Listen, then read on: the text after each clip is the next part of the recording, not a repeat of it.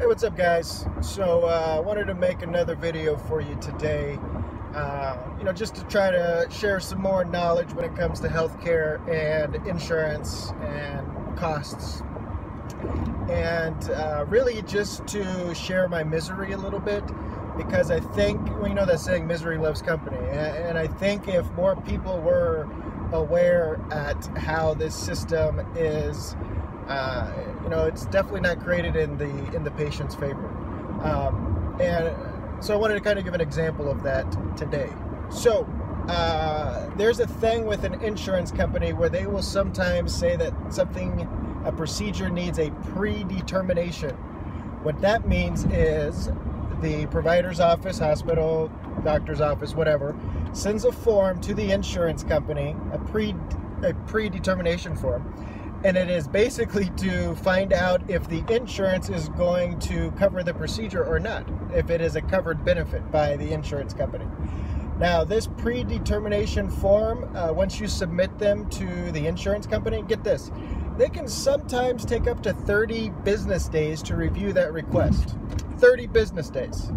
That is insane. That is 6 weeks it could take before they have an idea if this is going to be a covered procedure for you or not. So what happens in the meantime in that 6 week period? One, that's 6 weeks of delayed care that the patient is not having this procedure done, that your doctor obviously thinks that you should have done, or they would have never sent this predetermination form in the first place. So again, the care is getting held up because your insurance company hasn't decided if it's going to be a covered benefit or not. And two, let's say an emergency happens in between that 6 week period and the patient has to have this procedure done. Guess who gets stuck with the bill if you have the procedure and come to find out your predetermination comes back and says it's a non-covered benefit? The patient.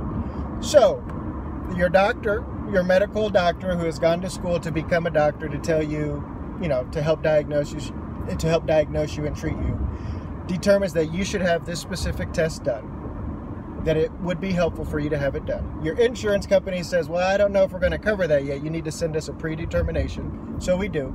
It takes up to 30 days for them to complete that. During that time, you go ahead and proceed with the procedure because, one, you can't wait anymore. You're in too much pain. You're running out of options. There's not a whole lot of time left. You just can't wait for that pre-D to come back.